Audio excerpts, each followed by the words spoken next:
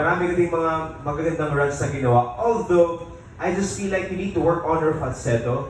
I just listened to the main message of the song, which is it's filled with love.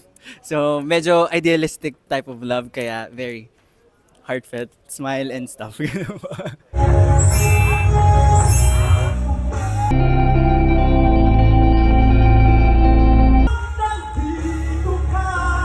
Na meron ka bang ibubuga kung sakali na may iba kang song choice? Nakakakaba talaga kasi unang-una kailangan ready ka. But yung performance ko, I think nabigay ko naman yung talagang dapat ibigay para sa kanta.